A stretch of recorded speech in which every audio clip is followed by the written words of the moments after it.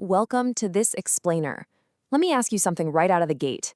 Do you ever look around and wonder if you're living a perfectly practical life, but entirely by default?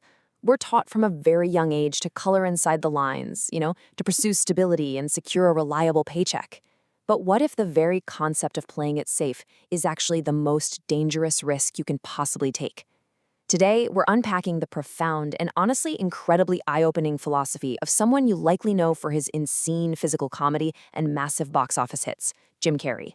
Because beyond the humor, Carrey holds this underlying perspective on fear, life choices, and following your dreams that absolutely shatters the illusion of the safe path.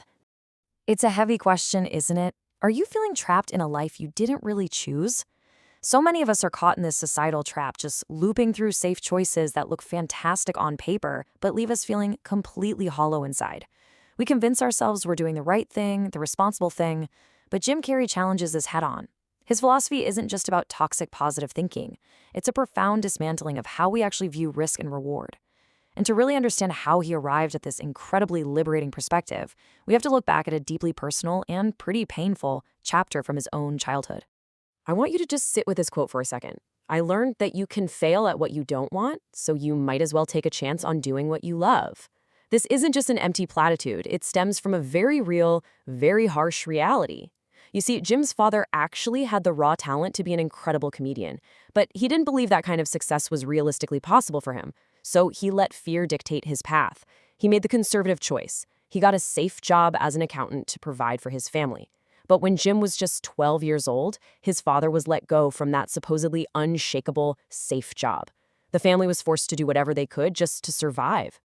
Okay, let's dive into this dynamic because it's the absolute foundation of everything Carrey believes. On the left, we have society's safe path, the accountant. On the right, the supposed massive risk, the comedian. His father abandoned his comedic talent out of pure fear. But watching his dad lose that secure job was the ultimate life lesson for young Jim. It completely shattered the illusion. It proved that safety is ultimately totally made up. I mean, think about it. If you can fail at the safe job, if you can fail at doing something you don't even want to do, then what is the point of playing it safe? The risk is exactly the same, which means you might as well channel all that energy into taking a chance on doing exactly what you love. Section 1. The currency of purpose, moving beyond the pursuit of fame. So Jim took that harsh lesson from his father, and he just ran with it, navigating his own path into the comedy world. But a massive realization hit him around the age of 28. He called it the Church of Freedom from Concern. He realized his true driving purpose wasn't actually just to be famous. It wasn't about his ego at all. It was about using his unique talents to free people from their daily burdens. He realized that this was exactly what his dad used to do for their family during the really hard times, using humor. By making people laugh, he was giving them a momentary vacation from their worries. He playfully dubbed this devotion his Church of Freedom from Concern. He completely shifted his focus from what he could get from the world to how his unique talents could uniquely serve the world. And that brings us to his ultimate conclusion. The effect you have on others is the most valuable currency there is. We spend so much time running around chasing money, status, and physical stuff, but Jim beautifully reminds us that everything you physically gain in this life is eventually going to rot and fall apart. The cars, the houses, the bank accounts, none of it lasts. The only thing that will be left of you is what was in your heart and the impact you made on the people around you. That is the only real wealth. Section 2, Life Happens for You, Escaping the Victim Mindset. Let's move to and see how this builds, because to reach that incredible place of freedom and purpose we just talked about, you have to undergo a massive mental paradigm shift. It doesn't just happen on its own. It's the difference between believing life happens to you, which is that victim mindset where every setback is a personal attack and every failure is proof that the universe is out to get you, and choosing to believe life happens for you. Carrey actively chooses to perceive all of his challenges as beneficial things.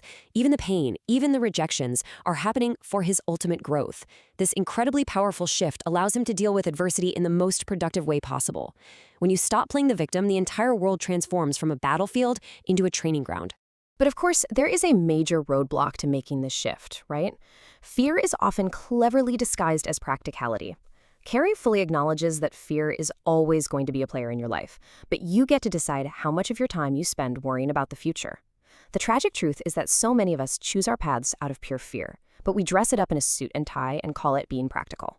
We convince ourselves that our true desires are ridiculous, childish, or just impossibly out of reach. So what do? We settle. We never even dare to ask the universe for what we actually want. Section 3. Asking the universe. Letting go of the how.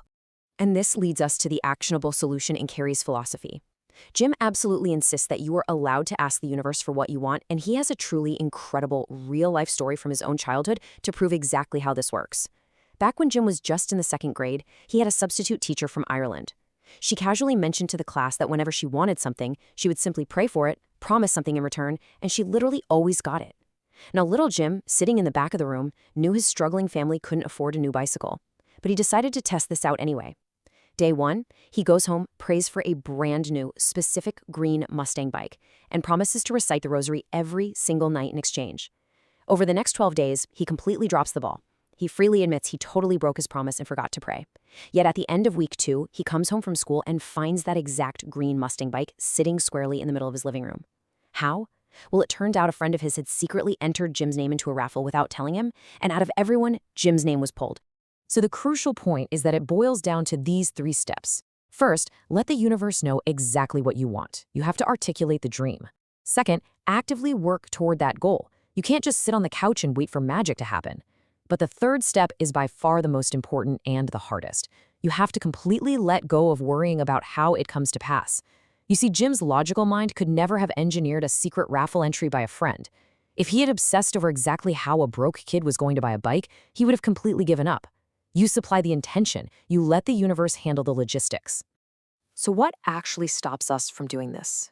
Well, it's the ego. Carrey warns that the ego's working title is always, I'll never be enough. Our ego is constantly trying to keep us trapped in what he calls the multiplex of the mind. It wants you to stay anxious, to chase immortality, to build walls, and to constantly worry about how you're being perceived by others. Fear writes these terrible, stressful scripts in your head. To find real peace, Jim says, you have to realize that you are already enough. Stop letting your ego tempt you into endless, stressful striving, and just relax enough to dream up a good life. I want to conclude this explainer by turning the spotlight directly back onto you. What is the one big dream you have been too afraid to ask for? It's time to drop that heavy armor. Stop letting your fear masquerade as practicality. We've seen through Jim Carrey's incredible journey that safety is just an illusion, and the only real tragedy is failing in a life you didn't even want in the first place. So what would happen if you finally dared to ask the universe for what you truly desire and took a chance on doing what you love? Think about it. Thanks for joining me on this explainer, and I'll catch you next time.